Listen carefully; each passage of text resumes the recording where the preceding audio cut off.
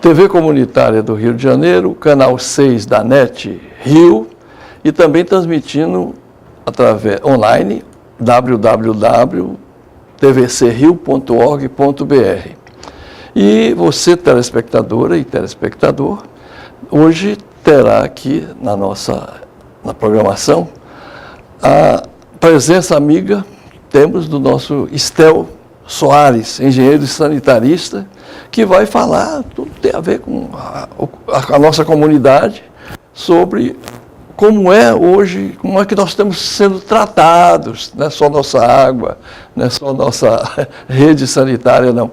Em termos políticos, e o que falta para a gente ser uma cidade realmente que possa ser excelência no mundo, né? Que nós possamos nos orgulhar também nesse aspecto.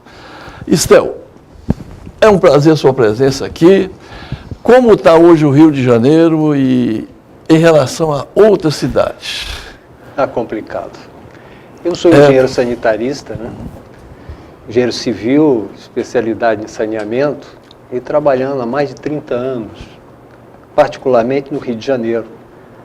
Já trabalhei também nas áreas da Baixada Fluminense, né? Que é o outro mundo, né? Mas nós temos algo aqui no Rio de Janeiro que é ímpar, quando você pergunta assim em relação ao mundo. Nós tivemos a terceira unidade de tratamento de esgoto do mundo. A terceira. É do primeiro contrato que o Império fez com a City de Londres. E que está ali na CEAERJ. Isso foi com Dom Pedro II? Dom Pedro II. Dom Pedro II. Tá? E está ali na CEAERJ. 50 anos depois continuava aquela mesma. A grande diferença é essa. Ou seja, não se investiu nessa área no Brasil, por isso nós estamos com a deficiência enorme, né? E em particular no Rio de Janeiro. Você teve um segundo contrato, depois com a City de Londres, que trabalhou na área de Vila Isabel, até o Caju, né? Mas isso ficou, a cidade se expandiu e não se levou em conta a questão do esgotamento sanitário. Em termos de água, até Tiradentes se preocupou com isso. Ele fez uma proposta de captação de água para levar para o centro da cidade, dos rios Maracanã e Rio Joana, que ele chamava de Rio Andaraí. Ou seja, de água, houve uma grande preocupação. Ou seja, para resolver, porque ninguém vive sem água. Agora, a questão do esgotamento sanitário é que não se levou adiante. Por isso nós temos hoje, numa Baía de Guanabara, que tem cerca de 55 rios de contribuição para a bacia da Baía de Guanabara, você tem 55 rios. E eu brinco que eu livro a cara de um rio. O resto todo é esgoto puro. E livro a cara de um, porque é aquele que chega em Guapimirim e é onde ainda existem manguezais. Os restos, os manguezais que sobraram da Baía de Guanabara, ainda a parte intacta, é a área de Guapimirim. E o rio que ele zigue-zagueia e ele vai filtrando pelo manguezal. Então é o único rio que contribui para a Baía de Guanabara, a meu juízo, que não é esgoto puro. Então nós estamos complicados. Nós temos água de qualidade. Porque o esgoto... Fala sobre isso. A gente pode beber a água encanada? Sem nenhum problema. Primeiro uma questão mais didática, que é o seguinte. Saneamento básico, ele tem 4 itens. Água, esgoto sanitário, drenagem, que é água de chuva, e lixo. Então, saneamento básico são 4 coisas: água, esgoto, lixo e drenagem. As pessoas confundem muito, e a imprensa confunde muito, fala saneamento básico como se fosse só esgoto. Então, hoje nós não falamos mais de saneamento básico sob o ponto de vista macro. Nós falamos de saneamento ambiental, que na verdade é qualidade de vida. É a questão do ar, é a questão da casa, se tem sol, se chega sol, se bate, se o vento passa. Então nós falamos de saneamento ambiental, que é muito maior que saneamento básico, são esses 4 itens só. Então, a questão da água que você pergunta, a água do Rio de Janeiro é de altíssimo padrão em termos de tratamento. A água do Rio de Janeiro é uma água que vem da fronteira de Minas Gerais. O Rio Guandu não existe como rio se você tirar 50 metros cúbicos por segundo dele. Não tem rio. Ele é engrossado pelo rio Paraíba do Sul, tira-se água do Paraíba do Sul, joga-se para cima da Serra das Araras, lá forma aqueles lagos maravilhosos que quando você vai para São Paulo de carro, você passa do lado. Daqueles lagos, ela desce para o Rio Guandu. Só que ao descer, ela gera energia elétrica. Ou seja, a água do Rio Paraíba do Sul sobe a serra e ao descer gera energia elétrica nas turbinas da Light e vem para o Guandu engrossar o Guandu. Por isso você pode tirar ali 50 metros cúbicos por segundo, 50 mil litros por segundo e tratar isso. E essa água é de altíssimo padrão de tratamento. O problema que nós temos, e qualquer um tem, é no transporte do Guandu até a sua casa. Pode haver alguma contaminação. Um tubo de esgoto furado junto de um tubo de água que pode estar furado. Olha a contaminação. Por isso, em qualquer obra pública, você teria que ter a rede de esgoto mais no fundo, a rede de água mais em cima, para que se o esgoto furar, não contaminar a água, se fosse o contrário. Então, no transporte, como eu disse, a água do Guandu é de altíssimo padrão. De altíssimo padrão. Duvido que exista uma água na Europa com padrão melhor que o Guandu. Eu chego a dizer isso. Sabe por quê? A água do Reno, por exemplo. A contaminação por química fina é terrível. Olha só. A dificuldade para tirar aquela. A água do Guandu é muito menos problema. Então ela é produzida, ela é de altíssima qualidade. O problema é no transporte. Pode haver contaminação na tubulação de algum vazamento. Pode haver contaminação na tua caixa d'água.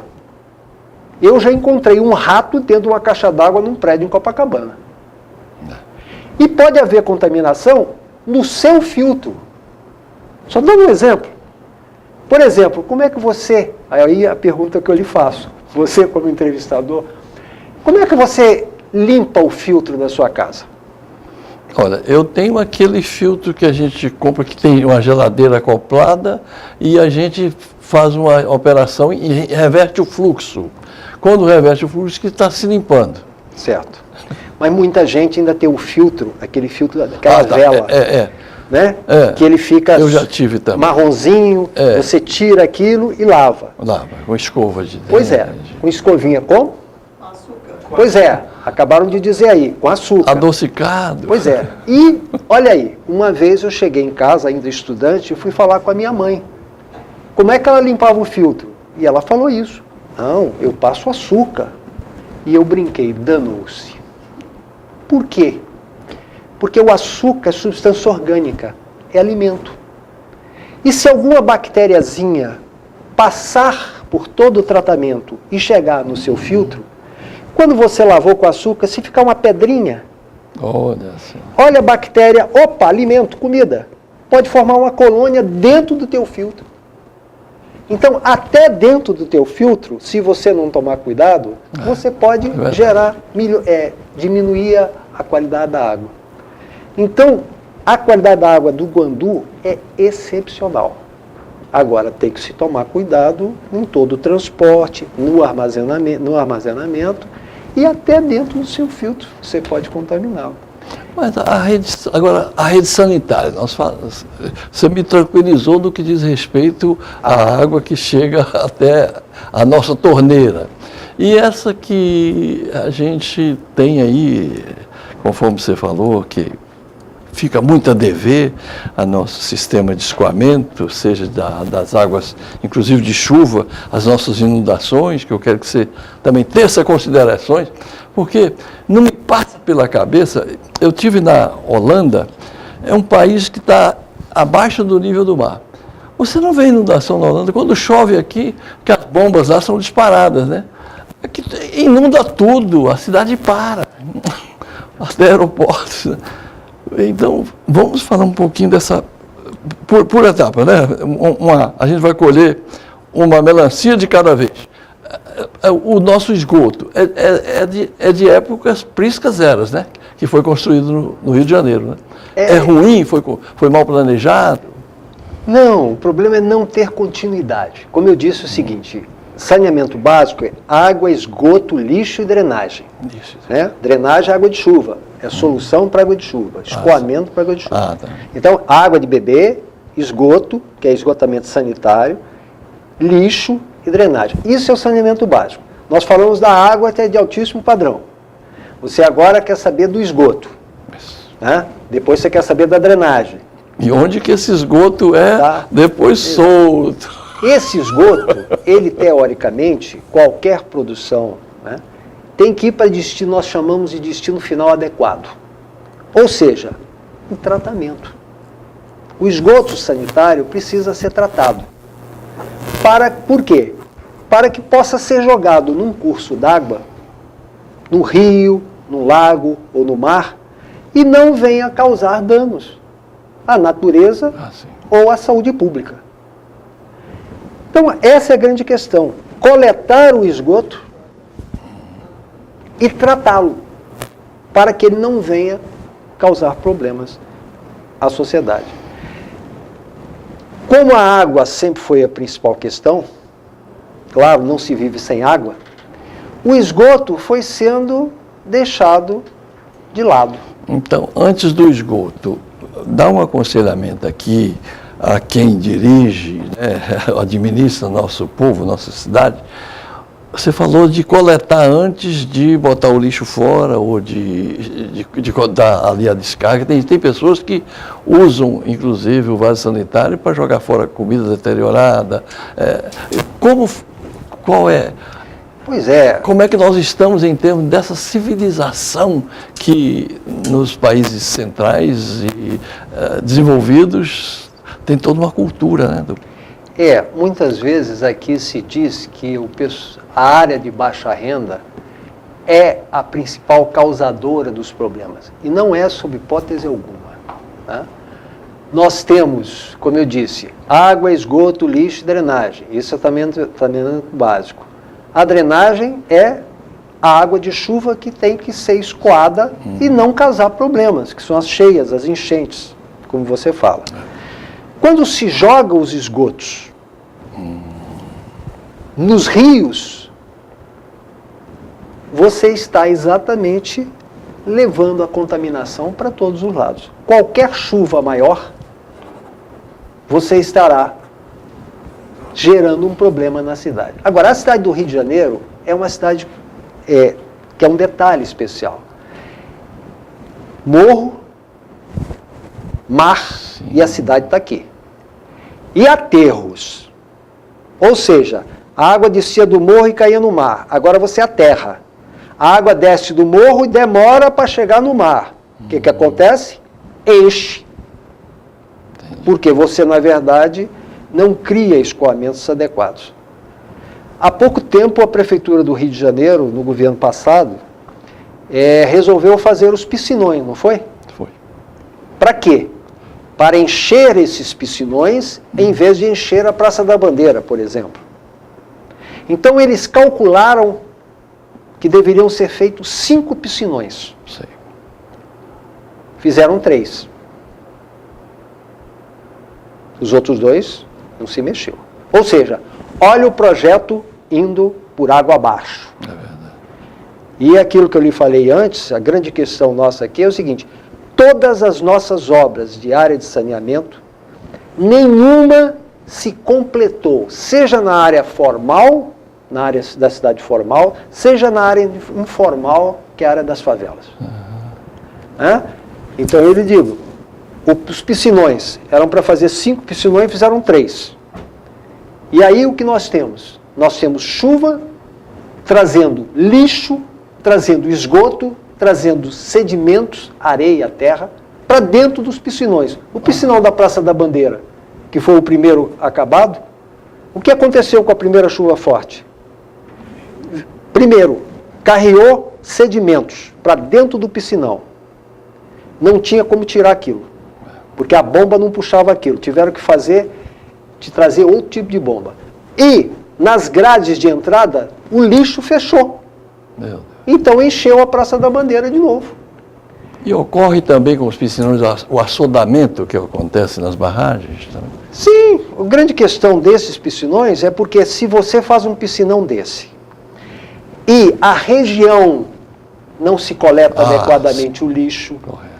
não se refloresta para impedir o carreamento de terra e de areia, o que é que acontece? Vai chegar tudo isso ali. Vixe.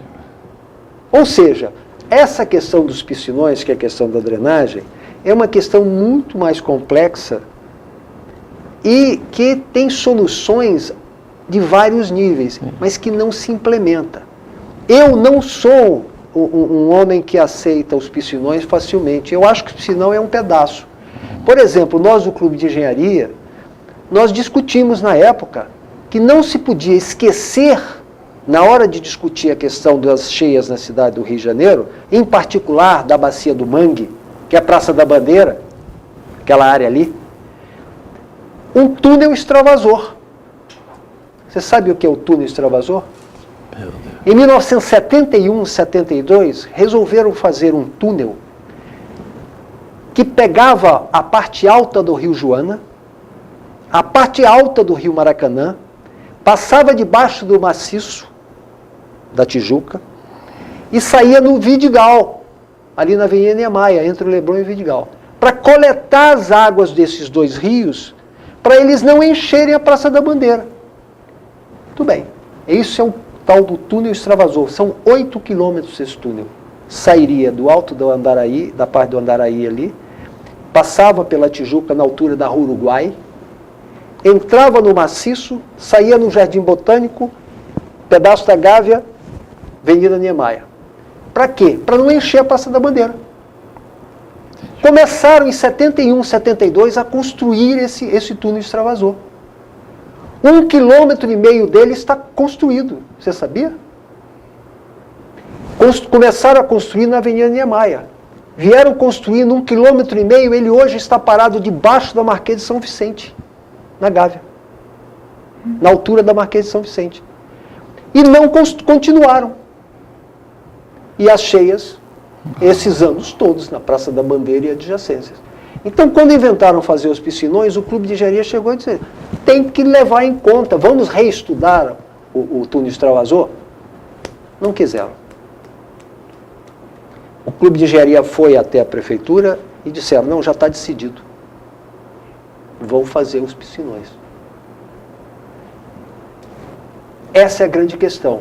O planejamento e o estudo não é feito analisando todas as alternativas. Faz por um interesse político, eleitoral, imediatista, sem levar em conta as verdadeiras alternativas. E o interesse do cliente. Qual é o cliente? É a população. Não é a empreiteira. Não é o político. Essa é a grande questão. Quer dizer, como planejar isso de uma maneira democrática. Ou seja, você estudar o assunto, demorar preparando um projeto, para a obra ser feita rapidamente. E o que nós vemos hoje, e temos visto há anos, o projeto é feito correndo e a obra é interminável. Durante a obra, você tem que refazer o projeto. Você tem que readitivar. Você começa a aumentar os preços absurdos. O programa de favela financiado pelo Banco Mundial, por exemplo, na Rocinha... Mas só voltando um pouquinho, você quando fala do cliente, você defende então a participação popular também em que estágios? Em todos os estágios. Você tem que estudar com a população e tem que passar à população as informações. Tá certo, isso é verdade. Tem que ser democrático isso. E não é democrático só porque eu acredito na democracia pura e simples. Não, claro. É porque é mais eficiente na execução da obra, na elaboração do projeto. Ou seja, a situação se completa, você tem chance de não errar quando você abre a participação dos setores, dos setores técnicos, da sociedade civil como um todo, entendeu? Da população. Essa é a grande questão. E nós vemos o quê? Nós vemos exatamente o contrário. Nós temos visto exatamente o contrário. Sim, e os 4 estágios, nós falamos dos... Água, esgoto, lixo e drenagem. Lixo. Esse é o outro grande problema, né? Porque como você vai dar solução ao lixo quando você também não dá solução para o esgoto sanitário? Você joga o esgoto sanitário na água, no rio, no lago, no mar. Você faz isso com o lixo também. Verdade. Uma coisa está amarrada à outra. Na verdade, quando a gente fala de saneamento básico, que são os 4 itens, eles são fundamentais, porque se o rio estiver poluído, como é que você vai tirar a água dele para beber? Vai ser um custo absurdo, né? Quando você poderia pura e simplesmente não estar jogando esgoto dentro dele. A parte do lixo, nós temos problemas no Rio de Janeiro de todas as ordens. Dentro do túnel Rebouças, na minha frente, saindo para o feriado, tinha um Mercedes. O sujeito jogou a lata de Coca-Cola pela janela. Dentro do túnel Rebouças. Um Mercedes. Ou seja, é algo que é necessário que as pessoas conscientizem, mas é necessário que o Estado ou as autoridades também contribuam para isso. Educação, eu não gosto nem de falar em educação ambiental. Sim. Eu gosto mais de falar de um conteúdo muito mais de informação ambiental. Tá? Não é só isso. Voltando aqui à nossa vaca fria, eu queria dizer para você que a gente está falando você falou de lata, e existe o tal complexo de vira-lata, que o nosso querido Nelson Rodrigues falou. Então, você é engenheiro. A nossa engenharia, como é que vai hoje? Isso porque eu quero chegar exatamente que nós precisamos entender que nós também somos águia, nós não somos galinha, como escreveu Leonardo Boff. Nós podemos nos levantar, nós podemos ser super educados, treinados para selecionar o lixo, para também defender nossa cidadania. Aliás, o Paulo Metri esteve comigo aqui, e uma das coisas que ele me falou foi o seguinte: existe o Código de Defesa do Consumidor. Quer dizer, quem tem dinheiro para consumir, ali tem a legislação, mas e o Código de Defesa do Cidadão? O canal da cidadania que a gente tem que... Esse homem, então, não é ainda cidadão porque ele não atingiu a situação de consumidor, né? De consumidor. Então, como está a engenharia hoje? Eu sei que a nossa engenharia era tão assim respeitada no mundo, Oscar Niemeyer, grandes empresas. Hoje a gente está vendo aí, essas empresas eram blefe. Como é que é isso? Como é que você analisa hoje? Nesse exato momento, você que tem uma representação, a meu ver, vocês são um laboratório de estudos, de soluções. O Clube de Engenharia me lembra Hélio de Almeida, um grande ministro de aviação e obra da época do João Goulart. Foi ele que cedeu o clube quando eu me formei enquanto curso científico. Vocês nos cederam aquele belíssimo auditório ali para a gente fazer o nosso baile. Era, assim, um clube, um edifício maravilhoso ali no centro também. Vocês têm uma outra sede também, campestre, que eu já estive lá. Cantei no coral do Clube de Engenharia com a maestrina Neila. Como é que está o engenheiro hoje e a engenharia atual no Brasil? Meu amigo, a engenharia, o engenheiro, portanto, estão maus. Nós temos 50 mil engenheiros desempregados. As nossas empresas de engenharia estão sendo esfaceladas. E quando eu digo isso, eu não estou isentando os marginais que agiam. E essa é a grande diferença. Se tem que punir, que puna, mas que não destrua a empresa de engenharia. Essa é a grande questão que nós colocamos. Uma coisa é engenharia nacional, outra coisa é um ou outro, ou uma gangue que possa ter se desviado no caminho. Quando você pensa numa empresa que entrou numa área, né, absolutamente fora dos caminhos legais, você tem que punir quem fez isso e não a empresa. Por exemplo, a Volkswagen, se não me engano foi o ano passado, ou final do outro ano, ela enganou os seus consumidores com aqueles veículos de diesel, onde eles criaram um dispositivo para enganar a limpeza. Tudo bem. Caiu o presidente, caiu o diretor, foi preso. Ninguém chegou a pensar em acabar com a Volkswagen. Em nenhum lugar do mundo, nem muito menos na Alemanha. Aqui, porque uma empresa entrou numa furada, você está destruindo a empresa. E nós vemos a Rede Globo, num editorial, propor que sejam banidas completamente as empresas que estiveram aí e que as empresas multinacionais venham como se elas fossem santas. Como se elas não entrassem nas concorrências como as nossas. As nossas empresas estão em 40 países, executando as obras mais complexas possíveis, Verdade. com alta competência administrativa e técnica. Aí você, como se não existisse, como se a Halliburton, por exemplo, fosse uma santa como empresa multinacional. Então a nossa questão hoje é a defesa da engenharia, a defesa da soberania nacional e, portanto, a defesa da democracia. Porque não pode existir democracia com um país completamente submetido. Em suma, nós podemos desenvolver isso aqui e falar 3 dias sobre essas questões, né?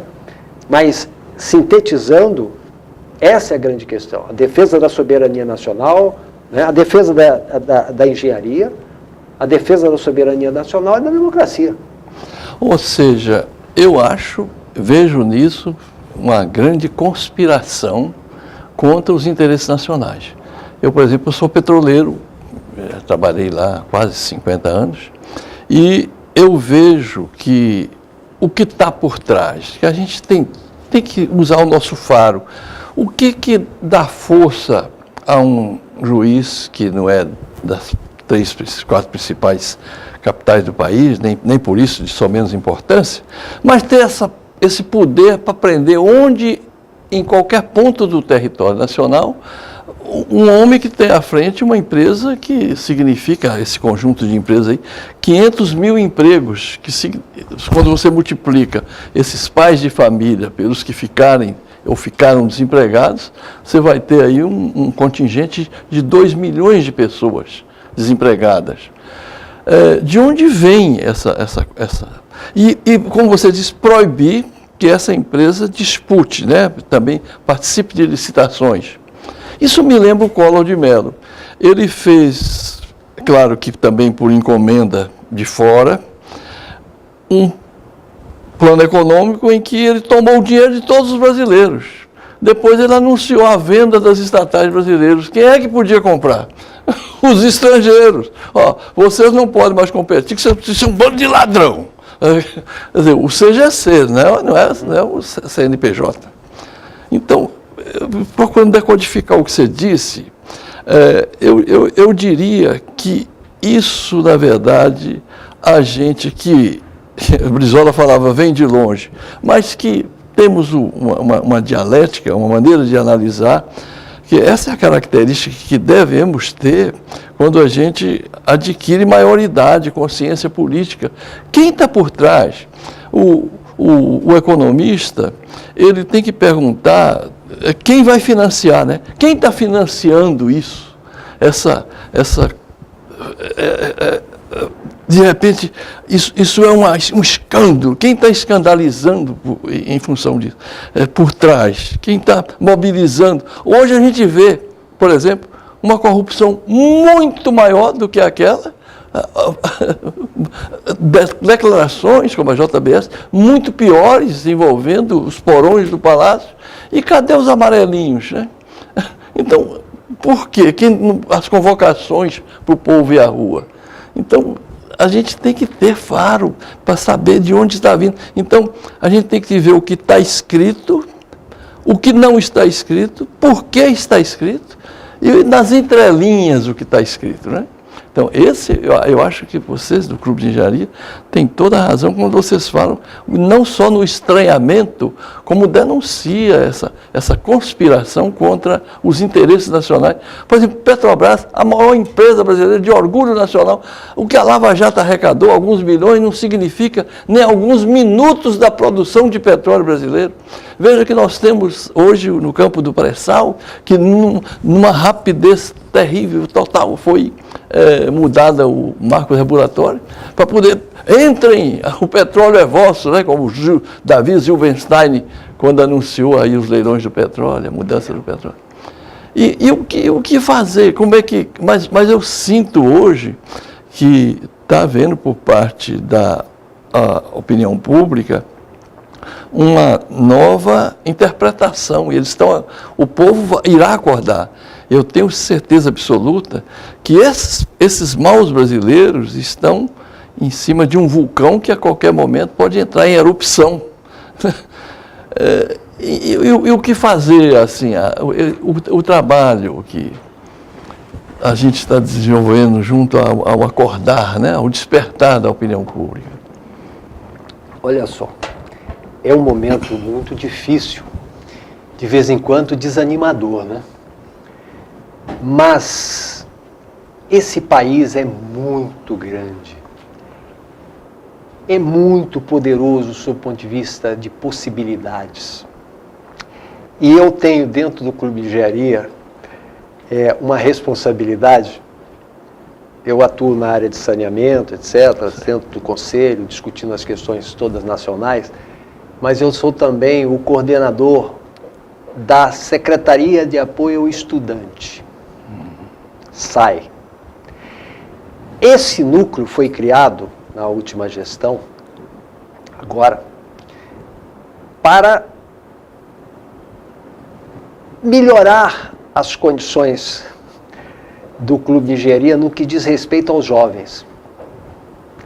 E é aí que vem o lado positivo.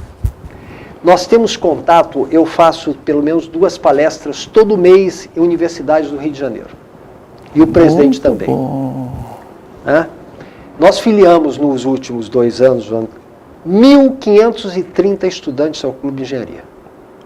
Estudantes das universidades públicas e particulares. Toda hora, todo mês, a gente está fazendo palestras, o presidente e eu. E quando nós encontramos a garotada, a gente vê que o futuro está ali. Eu acredito na rapaziada. No sentido de que eles estão entendendo. Tem muita gente alienada, mas tem muita gente consciente. Nem só, não é por uma questão só ideológica, não. É do cara analisar e ver, ora, eu vou trabalhar numa empresa. Agora, por exemplo, o governo federal, num apagar das luzes, entrou com a medida provisória aí para permitir, né? E o CONFIA não fez nada, que é o nosso órgão maior na parte de engenharia dos CREAs, né? A confederação, não fez nada em cima de uma proposta permitindo que a entrada de qualquer engenheiro para trabalhar no Brasil não precise mais ser regulamentada. Ou seja, quando você tem essa crise na engenharia nacional, você abre o mercado para trazer os técnicos do exterior.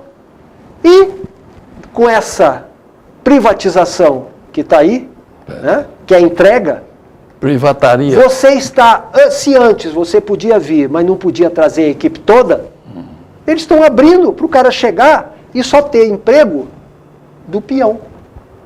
Porque os engenheiros não precisam, você traz lá de fora.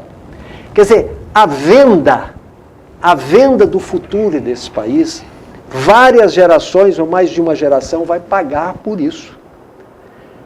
Por esse retrocesso que está acontecendo agora. Quando você vê que empresas de engenharia, no apagar das luzes, do dia do jogo do Corinthians, se não me engano, inventam aquela medida provisória 795, é 795, né, ou 975, 795, onde você isenta de impostos as empresas multinacionais de petróleo, É verdade. isentando 40 bilhões ano. Imagina o que significa de negócio que está por baixo desse negócio. Disso. Regime especial para o setor de petróleo. Ou seja, 40 bilhões de isenção para a empresa de petróleo. Não sei se você deve estar consciente, mas eu não sei se todos estão. Até o Zequinha Sarney, ministro de Meio Ambiente do Dr. Temer, disse que era um absurdo aquilo, criar incentivo para a empresa de petróleo. E ele ainda coloca a questão ambiental, né? Porque incentivo para petróleo, que tinha o seu incentivo para área solar, ambiental, a eólica, e não só para petróleo. E é verdade. Agora, você imagina o que significa você isentar as empresas de petróleo multinacionais de 40 bilhões ano. Quantos Gedel de Vieira Lima não estão pedindo 1% para fazer isso? Para guardar no apartamento da mamãe ou do amigo. Quer dizer, é uma negociata sem parar nesse momento. E o que nós não estamos conseguindo é juntar, criar uma massa crítica para nos opor a isso. Nós tivemos hoje no Rio de Janeiro, até agora, eleição para o CREA, no Brasil inteiro, né? Uhum. E a discussão... CREA é o Conselho Regional de Engenharia. Não é?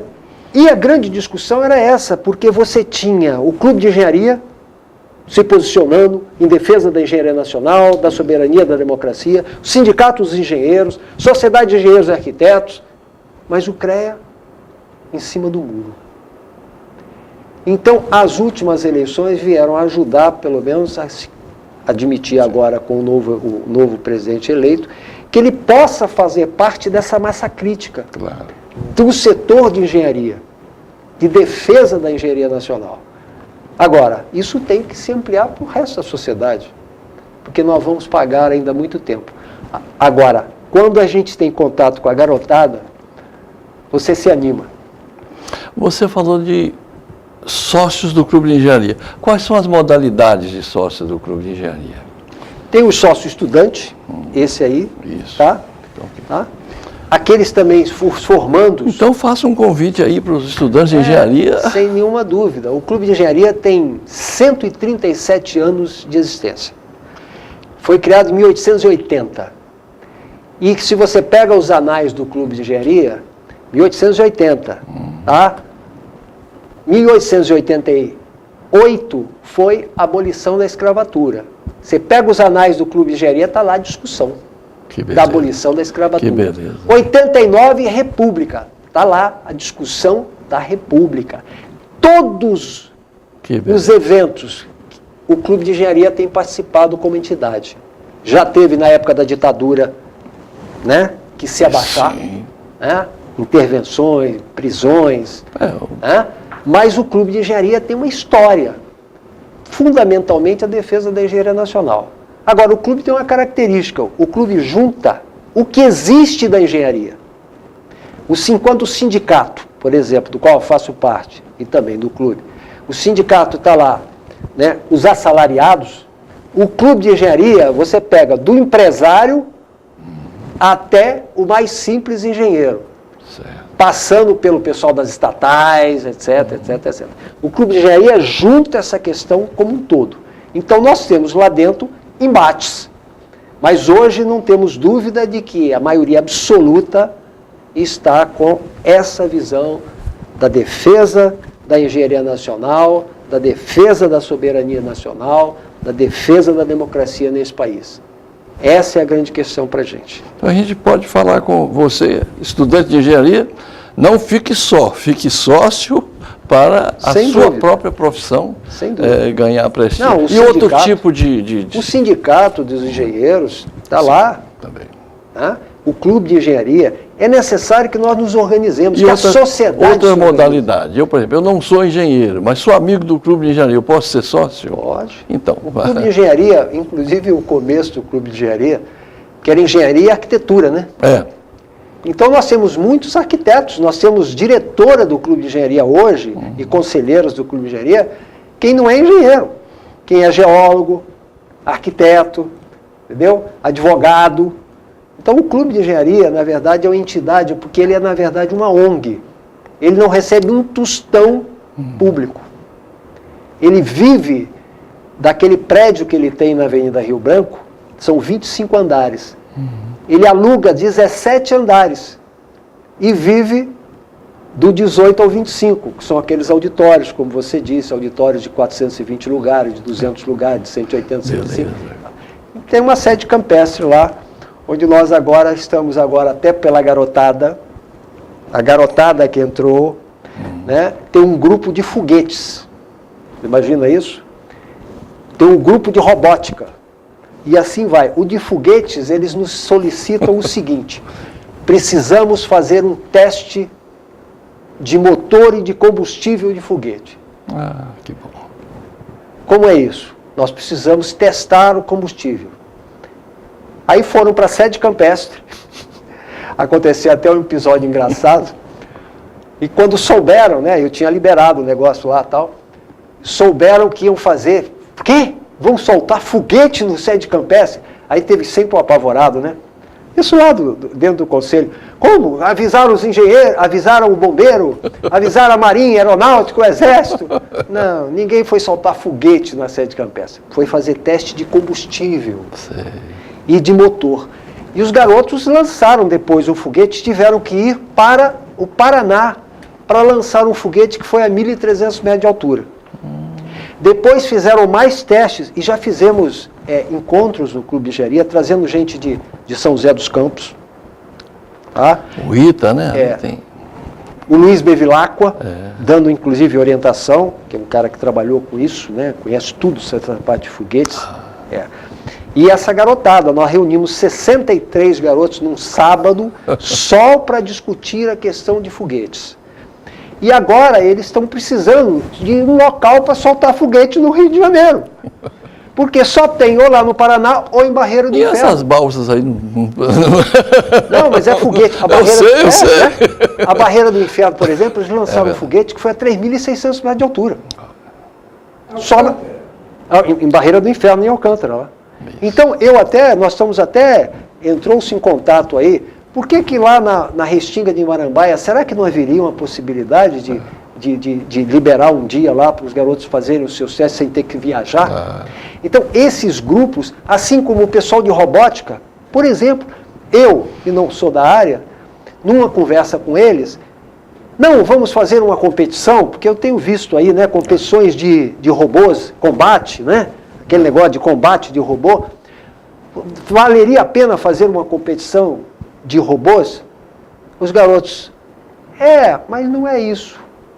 Falei, não, o que seria? Não, a gente propõe o seguinte. Por exemplo, levanta um tema. Por exemplo, saúde pública. E vamos fazer um evento onde se discuta e se apresente soluções através de robôs para a saúde pública. O meu queixo caiu. Os garotos estão muito mais na frente. Que bacana. Entendeu? Então, isso aí anima. Isso anima. E é dar força a essa meninada. Agora, privatizações. Por exemplo, setor elétrico, que eu conversando com amigos meus que moram nos Estados Unidos e que são dessa área de eletricidade, energias renováveis, eles, nos Estados Unidos, têm a consciência que nós estamos evoluidíssimos em termos de a nossa geração, transmissão e integração entre uma barragem e outra, como é que isso... E E precisa funcionar de forma exatamente em termos de unidade nacional, né? Porque, e aí, de repente, uma conquista que vem de Getúlio Vargas, eu acho que também foi vítima por lutar por isso, né? Eletrobras, Petrobras. Aí vem um governo meu, ilegítimo, provisório praticamente, que terá curta duração, ainda que não caia até lá, e torra isso na bacia das almas. E como é que vocês têm assim já documento? Eu sei que tem documento de protesto, de desaprovação a essa entrega, né? Sem nenhuma dúvida. O Clube de Engenharia tem se posicionado, o sindicato também, contra esse absurdo que é esse esvair. Aí a questão da soberania nacional mesmo. O Brasil tem uma característica que você tem um território que você pode ter muita chuva no norte e nenhuma chuva do sul, mas você é interligado.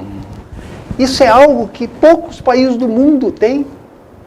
Né? E nós não podemos pura e simplesmente abrir mão disso, fatiando essas áreas. Sem falar que nós ainda temos, se não me engano, ainda temos 46% ainda de áreas não usadas da parte hidráulica. Olha. Que é a parte com menos então, o potencial hidráulico, ainda 46% dele ainda a ser usado. Né? Ou seja, nós temos um privilégio. Este país, agora, do jeito que estão fazendo, agora com esse negócio da Eletrobras, né? Entrega, e tem um amigo nosso que estava dizendo o seguinte, há pouco tempo, o próprio presidente do Clube de Engenharia, Pedro Celestino, ele disse o seguinte, que na época, pela entrada dos estrangeiros, né? Inclusive os chineses, né? E o pessoal como é que é o nome Onde a China, que mais cresce no mundo, né, nos últimos 70 anos, tem 100 mil estatais. Isso ninguém quer que você saiba, telespectador. Quando falam aqui... Isso é um tema proibido, hein? Exatamente. Falar contra as privatizações. Talvez seja uma das pouquíssimas TVs que é claro, propõe a debater, né? Não, a importância... seria fundamental que nós tivéssemos uma imprensa equilibrada, claro, mas ela está totalmente desequilibrada. Né? Então, a importância de um órgão como esse. Mas, voltando à questão, o Pedro Celestino, que é presidente do Clube de Engenharia, ele dizia há pouco tempo sobre essa questão dos estrangeiros estarem chegando e ocupando os espaços, até no saneamento. Você sabe que os 21 bairros da Zona Oeste, os bairros que vão de Deodoro a Santa Cruz, que é a chamada AP5, sim, a parte de esgoto, o Eduardo Paes tinha entregue em concessão a uma empresa que era dominada pela Odebrecht Ambiental. No sufoco da Odebrecht, ela vendeu a Odebrecht Ambiental. Sabe para quem? Brookfield. O povo canadense. Ou seja, os esgotos de 21 bairros da Zona Oeste estão na mão dos canadenses. Se você pega isso e rebate para a questão nacional, é o que o presidente do Clube de Engenharia está dizendo. Há anos atrás, ele, quando estudante, ele falava inglês, que era um negócio há mais de 50 anos atrás. Né? 50 anos atrás. Então, quando ele começou a fazer estágio, e logo formado, ele era responsável por ler os projetos que vinham de fora, porque ele falava inglês. Aí ele brinca, olha, do jeito que a coisa está indo, vai precisar alguém que fale mandarim. Porque os chineses estão entrando, em particular nessa área elétrica, né? Eles estão sendo sócios de tudo que está sendo colocado aí.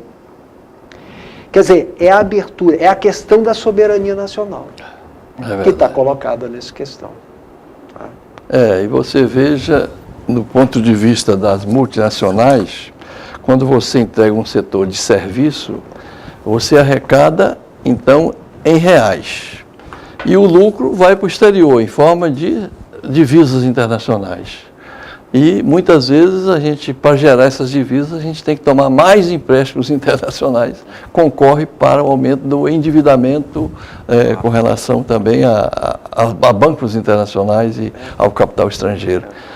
O pior que eu acho das empresas multinacionais, Estel, é que eles têm um mecanismo de fazer com suas filiais, com que suas filiais sejam devedoras das matrizes. Então, olha, a Volkswagen do Brasil deve à Volkswagen matriz lá onde está a sua metrópole, né? Quer dizer, e nossa colônia. E eles não querem que aqui essa filial pague de maneira nenhuma, e nenhum governo pode obrigar você a o que fazer com o dinheiro, pagar a dívida da sua filial, pagar com a matriz. Então, essas dívidas geram juros. Então, um dos geradores dos juros é talvez fictícias dívidas que as filiais estrangeiras têm nos países do terceiro mundo. Então, é uma maneira também de atrelar, de cativar, de manter escravo, né, os países terceiro-mundistas. Então, isso pouca gente se atende a pensar e de se indignar e de denunciar, né, que é também geradora da nossa chaga também de miséria, né? Em todos os níveis, você vê a chaga financeira, econômica, né, que vai se refletir na questão da qualidade de vida do país, que muitas vezes é prestação de serviço e outras vezes é desenvolvimento tecnológico. Sim. Né? Nós temos casos aí na área elétrica mesmo, né, de empresa multinacional que entrou e que tinha um setor, por exemplo, de mecânica dos solos, que pura e simplesmente foi desativado. Eu estou dizendo mecânica dos solos porque foi um caso com um amigo meu mesmo. Então, os outros, quando eles agora tinham algum problema, o cara tinha que ligar para Paris, para o sujeito lá dar orientação, que antes ele dizia um andar, e resolvia. Ou seja, a gestão também não passa pelos objetivos nacionais. Exatamente. Nós temos 3 minutos que são inteiramente seus. Eu quero que você levante as suas bandeiras aqui para o nosso telespectador, telespectadora, e o seu recado. Eu sou um engenheiro civil, sanitarista, e eu acredito que nós temos que nos ater a uma questão, porque nós colocamos, em particular no Clube de Engenharia, a gente fala muito das questões nacionais, né? Mas existe algo que hoje é algo muito importante. Se você tem 87%, 83% da população brasileira nas cidades, é necessário que nós voltemos o nosso interesse para a questão urbana. Essa é a grande questão hoje, é um desafio. Nós estamos muitas vezes discutindo as questões sem interligar. Se o povo está na cidade, é necessário que a cidade se organize, que as populações se organizem. E você não pode ter cidade partida. O Rio de Janeiro hoje, o município do Rio de Janeiro tem 7 milhões de habitantes. 2.300.000 estão em favelas e loteamento clandestino irregular. Portanto, sem infraestrutura. Então, nós temos que nos ater para a questão urbana, a questão do transporte, a questão da habitação, a questão do saneamento. Na verdade, até na engenharia, nós temos que juntar as coisas, ou seja, planejar. Transporte, habitação, saneamento e todos os outros itens, você tem que ligar isso para que você planeje adequadamente as intervenções. E nosso planejamento é deficiente porque não é democrático. Precisa ouvir a população, precisa ouvir quem é o principal interessado. Eu acho que a grande questão, se eu poderia dizer alguma coisa, é essa questão da democratização, do uso adequado da técnica em benefício da população, mas com a população participando, com a sociedade civil participando.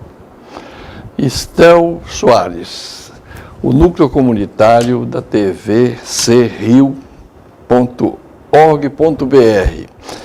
Agradece a sua participação e quer não somente nesse instante fazer esse registro aqui da sua contribuição, como colocar o Clube de Engenharia, o CREA, toda a comunidade aí da área de engenharia, todos os patriotas, democratas que a gente tem em outras instituições, inteiramente à disposição para levar o povo brasileiro, não somente em termos desta informação, como alguma coisa com o sentido de denúncia de que a gente sofre e que tem solução. É acreditar que nós não somos galinha, nós somos, na verdade, águias, e essa elite com complexo de vira-lata não passará. Criaremos outras elites culturais que fará com que nós estejamos dando o salto qualitativo de colocar o Brasil naquela posição que ele merece, né? Realmente de pátria soberana, fraterna. Obrigado a você. Obrigado a você. Abraço lá a todos os companheiros.